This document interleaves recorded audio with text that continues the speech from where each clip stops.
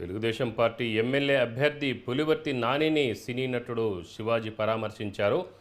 పద్మావతి మహిళా యూనివర్సిటీ వద్ద పులివర్తి నానిపై దాడిని ఆయన తీవ్రంగా ఖండించారు. రాజకీయాల్లో గెలుపోటములు సహజమని ఆయన అన్నారు. పులివర్తి నానిపై హత్యాయత్నం జరగడం చాలా బాధాకరమని సినీ నటుడు శివాజీ అన్నారు.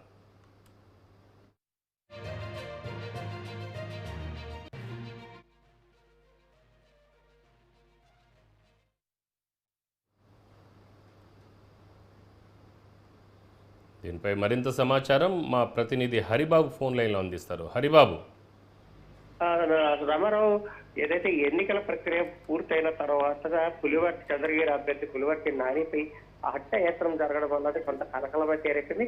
ఈ అంశం రాష్ట్ర వ్యాప్తంగాను చర్చనీయాంశంగా మారిన నేపథ్యంలోనే నానిని పరామర్శించేందుకు పలువురు ప్రముఖులు తిరుపతి చంద్రగిరికి వచ్చి ఆయన్ని కలిసి మాట్లాడి అసలు ఏం జరిగింది, ఎందుకు దాడులు జరిగాయి అన్న అంశాన్ని పై ఆరా తీసి ఆయనకి మద్దతు ఇస్తూ ఆయనకి పరామర్శించి ఆయనకి ధైర్యం చెప్తున్న పరిస్థితి అయితే నెలకొంది.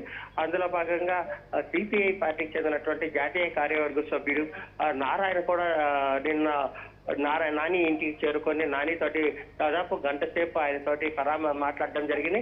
అసలు ఎందుకు దాడికి దారి చేసిన పరిస్థితులు ఏంటి, ఎందుకోసం జరగాల్సి వచ్చింది, ఏ విషయంగా జరిగిందన్న అంశాలను పూర్తిగా తెలుసుకొని ఆయనకి మద్దతు ఇవ్వడం జరిగింది. అట్లాగే ఏదైతే అధికార పార్టీ నాయకులు ఎవరైతే ఉన్నారో వాళ్ళు చేస్తున్న ఆగడాల మీద కూడా ఆయన ఖండన వ్యక్తం చేస్తూ భవిష్యత్తులో ఇలాంటి సంఘటనలు తిరుపతి లేదా చిత్తూరు జిల్లాలో భవిష్యత్తులో చోటు చేసుకోకూడదంటూ కూడా ఒక సందేశాన్ని అయితే ఇచ్చి వెళ్ళడం జరిగింది. అలాగే సినిమా యాక్టర్ శివాజీ కూడా తిరుపతికి చేరుకొని నానిని పరామర్శించడం జరిగింది. ఎందుకంటే గత ఎన్నికల సమయంలో కూడా 2019 ఎన్నికల సమయంలో కూడా శివాజీ ప్రత్యక్షంగానే జగన్ వ్యవహారాలని వైకాపా నాయకుల తీరును బహిరంగంగానే విమర్శించడం జరిగింది. తాజాగా జరిగిన ఎన్నికల్లో ఈ ప్రక్రియలో కూడా తెలుగుదేశం పార్టీనే గెలవాలంటూ కూడా ఆయన తెలుగుదేశం పార్టీ అభ్యర్థులు కూడా మద్దతు ప్రకటించిన పరిస్థితి కనిపించింది. ఈ నేపథ్యంలోనే నాని మీద దాడి జరిగిన నేపథ్యంలో నానిని కూడా పరామర్శించి ఆయనకి ధైర్యం చెప్పి భవిష్యత్తులో తెలుగుదేశం పార్టీ అధికారంలోకి వస్తుంది కాబట్టి ఏం భయపడొద్దని చెప్పిన కూడా ఆయనకి కొంత భరోసా ఇచ్చినట్టు తెలుస్తోంది రామారావు. సో రైట్, ఇందులో అంటే ఈ నిందితుల్ని పట్టుకున్నారా, నిందితుల అసలు బ్యాక్ ఎవరైనా ఉన్నారా, దీని కారకులు ఎవరు, అసలు ఎందుకు పులివర్తి నాని మీదనే దాడి చేయాల్సిన అవసరం ఏముంది? అంటే ప్రధానంగా ఇది చంద్రగిరి నియోజకవర్గంలో ఇప్పటి వరకు ఎవరైనా సరే సొంత పార్టీ నాయకులు కానీ సొంత వ్యక్తులు కానీ law and order issue create చేస్తే వాళ్ళని ఎట్టి పరిస్థితుల్లో ఎమ్మెల్యేగా ఉన్నటువంటి చౌరెడ్డి భాస్కర్ రెడ్డి ఉపేక్షించిన పరిస్థితులు అయితే ఇప్పటి వరకు ఎక్కడా కనిపించలేదు.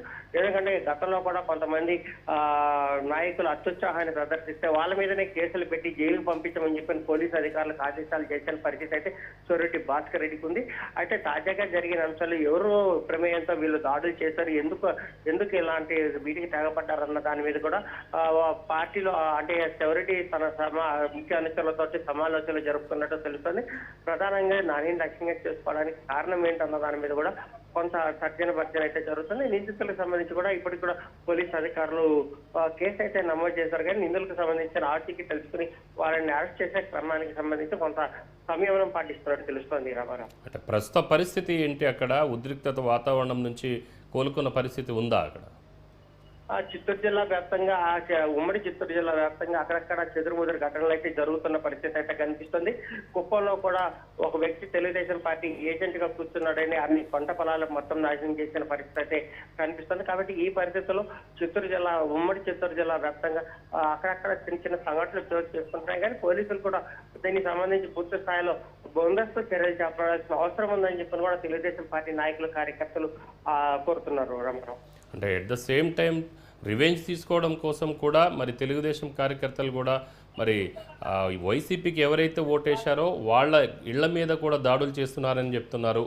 దాని మీద మీ దగ్గర ఉన్న సమాచారం ఏంటి?